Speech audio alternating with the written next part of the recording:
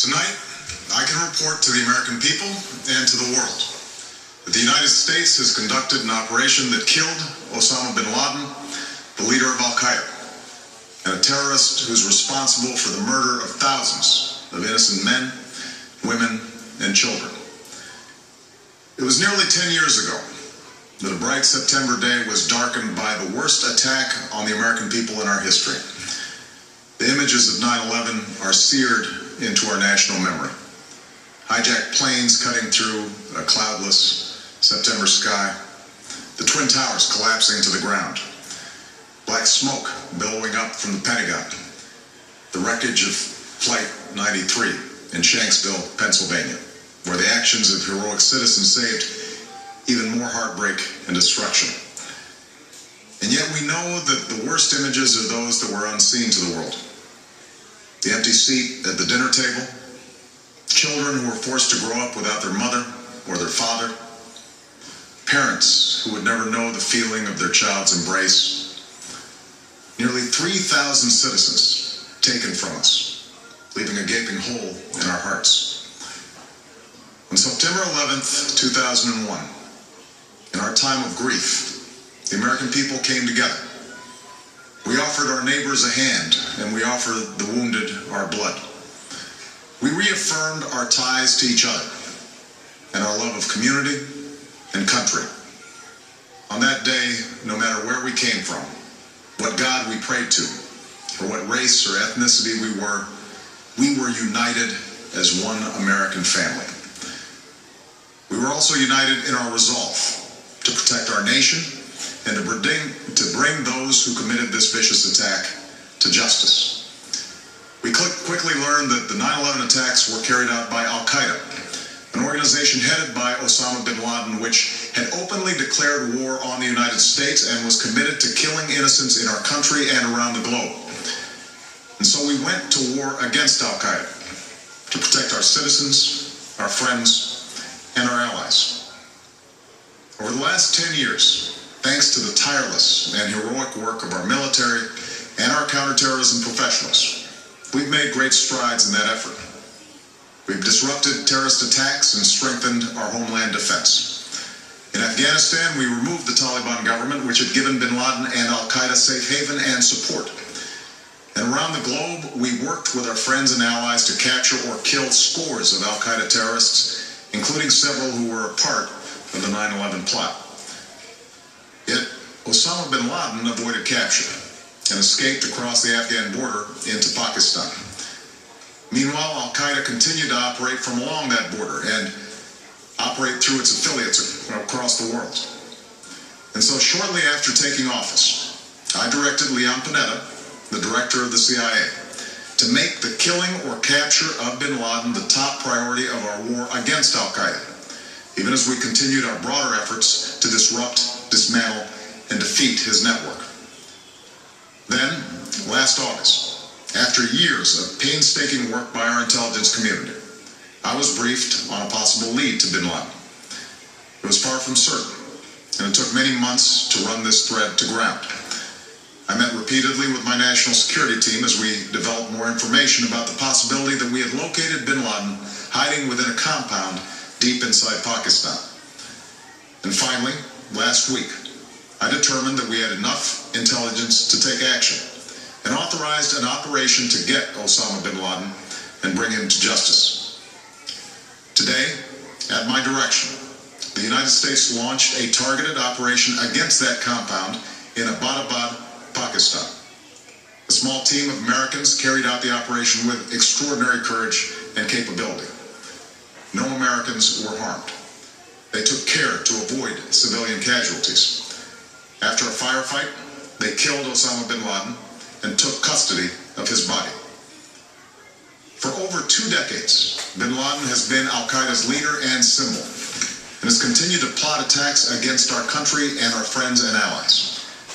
The death of Bin Laden marks the most significant achievement to date in our nation's effort to defeat Al-Qaeda.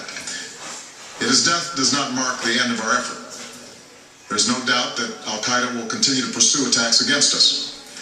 We must, and we will, remain vigilant at home and abroad. As we do, We must also reaffirm that the United States is not and never will be at war with Islam. I've made it clear, just as President Bush did shortly after 9/11, that our war is not against Islam. Bin Laden was not a Muslim leader. He was a mass murderer of Muslims. Indeed, Al-Qaeda has slaughtered scores of Muslims in many countries, including our own. So his demise should be welcomed by all who believe in peace and human dignity. Over the years, I've repeatedly made clear that we would take action within Pakistan if we knew where Bin Laden was. That is what we've done. But it's important to note that our counterterrorism cooperation with Pakistan helped lead us to Bin Laden and the compound where he was hiding. Indeed, Bin Laden had declared war against Pakistan as well and ordered attacks against the Pakistani people. Tonight, I called President Zardari, and my team has also spoken with their Pakistani counterparts. They agree that this is a good and historic day for both of our nations. And going forward, it is essential that Pakistan continue to join us in the fight against Al-Qaeda and its affiliates. The American people did not choose this fight. It came to our shores and started with the senseless slaughter of our citizens.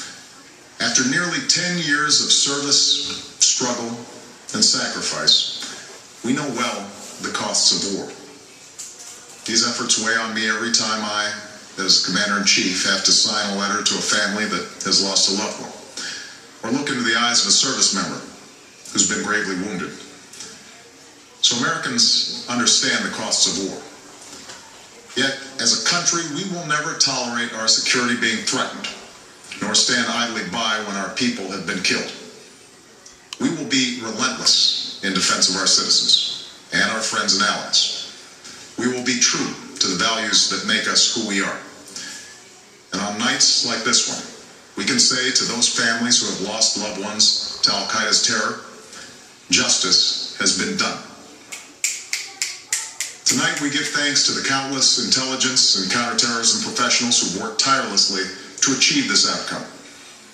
The American people do not see their work nor know their names, but tonight they feel the satisfaction of their work and the result of their pursuit of justice. We give thanks for the men who carried out this operation, for they exemplify the professionalism, patriotism, and unparalleled courage of those who serve our country. And they are part of the generation that has borne the heaviest share of the burden since that September day. Finally, let me say to the families who lost loved ones on 9/11 that we have never forgotten your loss, nor wavered in our commitment to see that we do whatever it takes to prevent another attack on our shores. And tonight, let us think back to the sense of unity that prevailed on 9/11. I know that it has at times frayed, yet today's achievement is a testament to the greatness of our country and the determination of the American people. The cause of securing our country is not complete, but tonight we are once again reminded that America can do whatever we set our mind to. That is the story of our history. Whether it's the pursuit of prosperity for our people, or the struggle for equality for all our citizens, our commitment to stand up for our values abroad, and our sacrifices to make the world a safer place. Let us remember that we can do these things not just because of wealth or power, but because of who we are. One nation, under God, indivisible, with liberty and justice for all. Thank you. May God bless you. And may God bless the United States of America.